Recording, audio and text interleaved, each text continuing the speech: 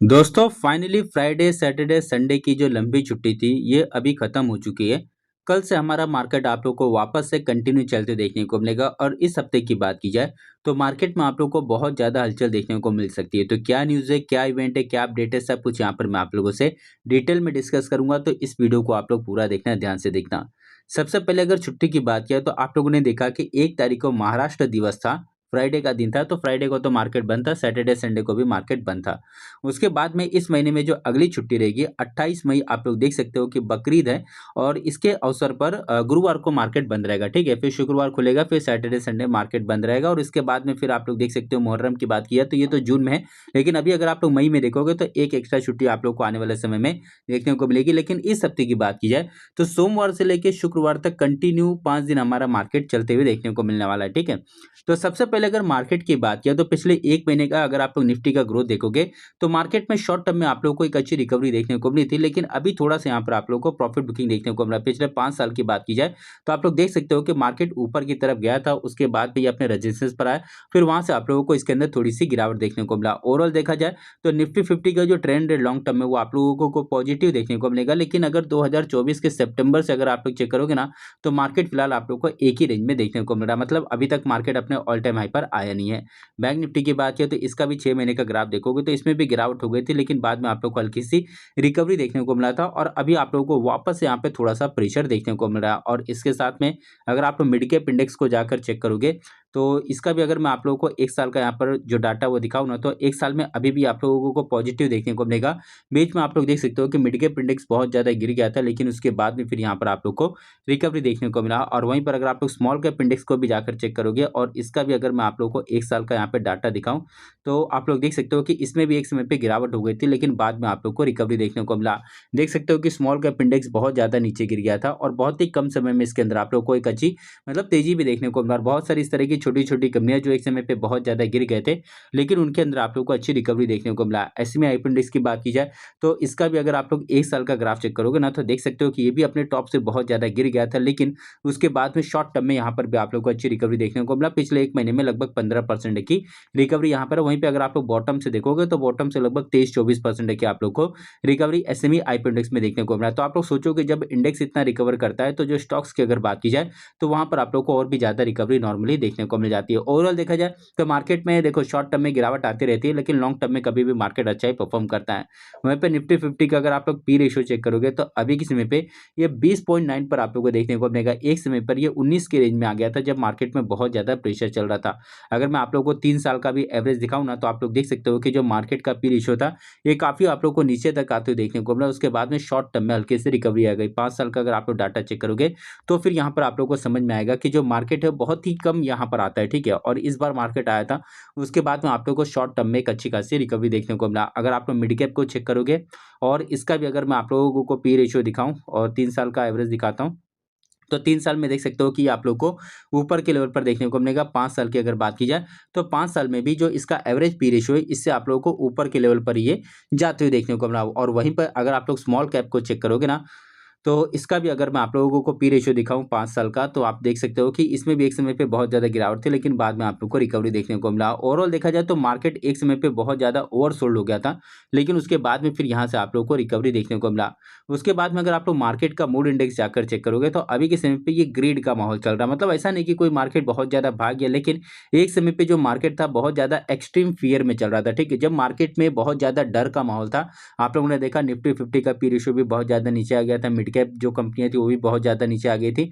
और ऐसे में जो मेरा ऐप है market news with Nitesh Gupta, जो कि आप लोगों को प्ले स्टोर पर और एप्पल के स्टोर पे भी मिल जाएगा, वहाँ पर मैंने आप लोगों से बहुत सारी छोटी-छोटी कंपनियों के बारे में डिस्कस किया था, जिनके अंदर अभी आप लोगों को शॉर्ट टर्म में अच्छी ग्रोथ देखने को मिला। लेकिन जिस तरह से मार्केट का माहौल अभी के समय पे नेगेटिव मतलब हल्का-सा नेगेटिव चल रहा है या पूरे वर्ल्ड की बात की जाए, तो वहाँ पे बहुत ज़्यादा वॉलेटिलिटी है। हो सकता है कि मार्केट में फिर से आप लोगों को थोड़ी बहुत मतलब प्रॉब्लम देखने को मिल जाए। तो ऐसे में अगर मार्केट गिरता है तो फिर वहाँ पर बहुत सारी कंपनी नीचे की तरफ आते हुए देखने को मिलेंगी।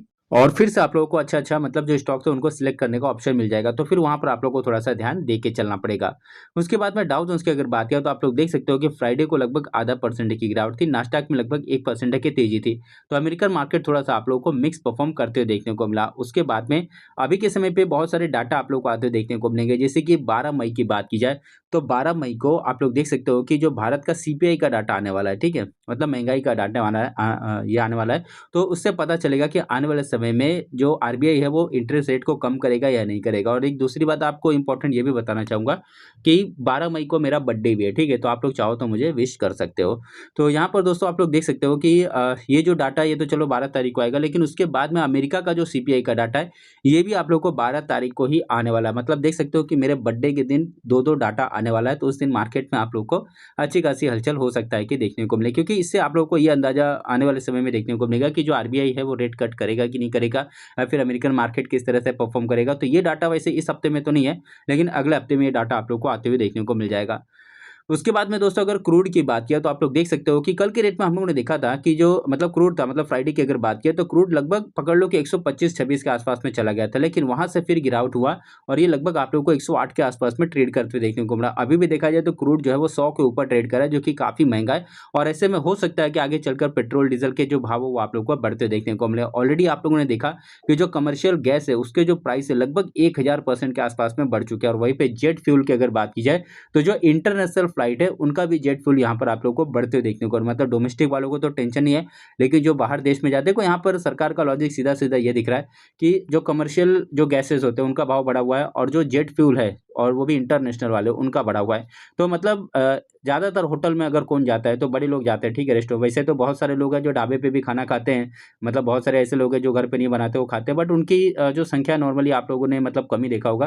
ज़्यादातर लोग क्या होते हैं पैसे वाले रहते हैं, बड़े-बड़े होटल्स में जाते हैं, तो उनका यहाँ पे भाव बढ़ गया। और जो इंटरनेशनल फ्लाइट की अगर बात की है, जो बाहर के देशों में जाते हैं ज़्यादातर, तो उनके पास में नॉर्मली बहुत ज़्यादा पैसा रहता है, तो वो हिसाब से यहाँ पे बढ़ाया गया। लेकिन अगर लोकल लोगों की बात किया तो उनके लिए जो घरेलू हमारे पास में जो गैस रहता है उनका प्राइस नहीं बढ़ा है। और उसके अलावा जो डोमेस्टिक जहाज होते हैं उनका भी प्राइस नहीं बढ़ा हुआ है।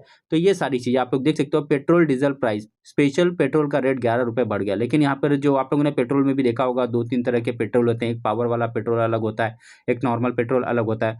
तो जो महँगा वाला पेट्रोल होता है वो और महँगा हो गया, ₹11 से बढ़कर 160 पर चला गया।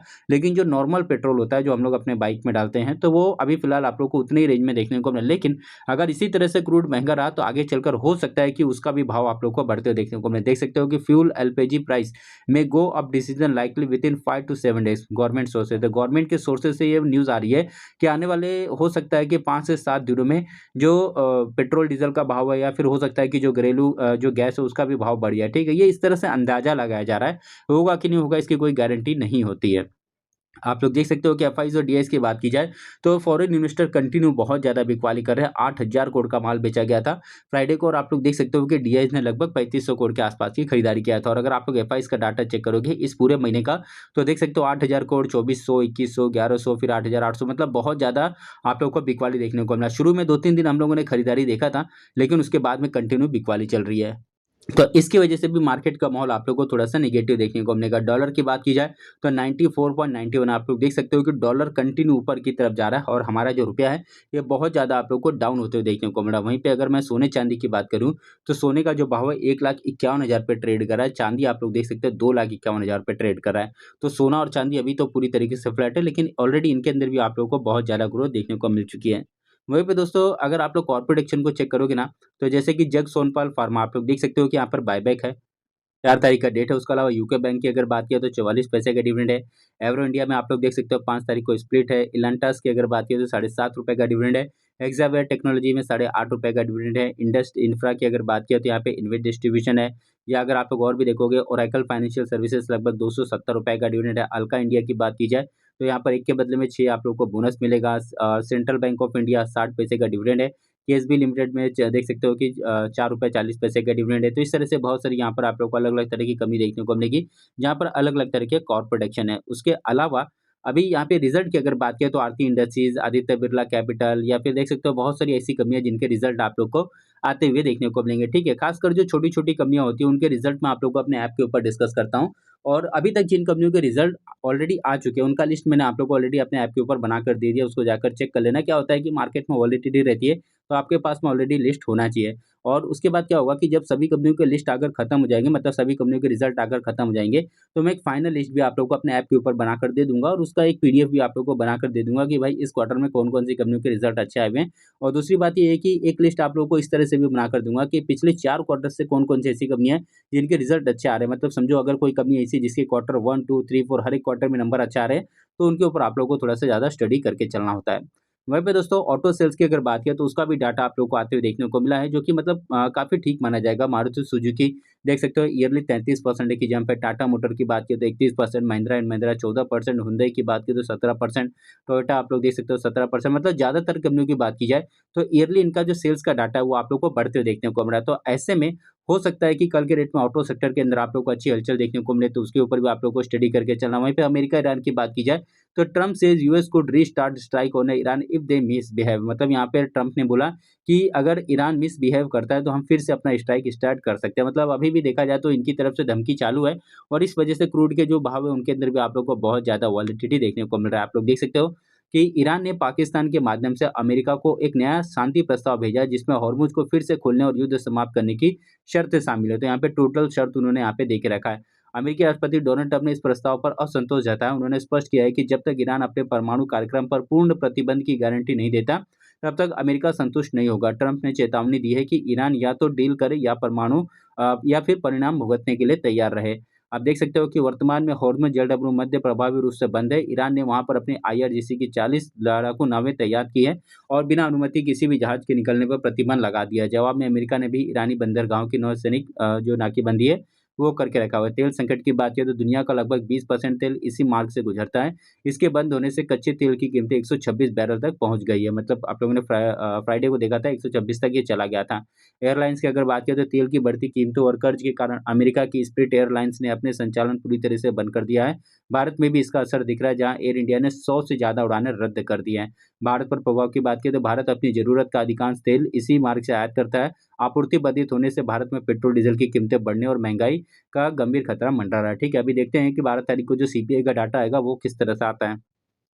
तो इस तरह की बहुत सारी चीज़ें इज़राइल की अगर बात करें तो इज़राइल सेना ने लेबनान में हिजबुल्लाह के ठिकानों पर हमले जारी रखे हैं, जिसमें अब तक हज़ारों लोगों की मौत हो चुकी है। तो इस तरह से यहाँ पर आप लोग को बहुत सारे अपडेट देखने को मिलेंगे और इसी वजह से मार्केट बहुत ज़्यादा आप लोग को वोलेटाइल देखने को मिला है। कुछ कंपनियों की बात करें तो इनके ऊपर इंपॉर्टेंट आप लोग को अपडेट देखने को मिल रहा है, तो इनके अंदर भी हो सकता है आप लोग को अच्छी हलचल देखने को मिले। जैसे नेटवर्क टेक्नोलॉजी की बात की जाए तो इसके रिजल्ट आए थे, सेल्स में 87% की जंप थी। नेट प्रॉफिट की बात की जाए तो 66% से बढ़ा था। तो इसके रिजल्ट आप लोग को बढ़िया आते हुए देखने को मिले। तो कल के रेट में देखने वाली बात ये रहेगी कि इसके अंदर क्या होता है। वहीं पे एसएमसी ग्लोबल की बात की तो आप लोग देख सकते हो कि नेट प्रॉफिट 465% से बढ़ा, तो इसके भी रिजल्ट आप लोग को बढ़िया आते हुए देखने को मिले।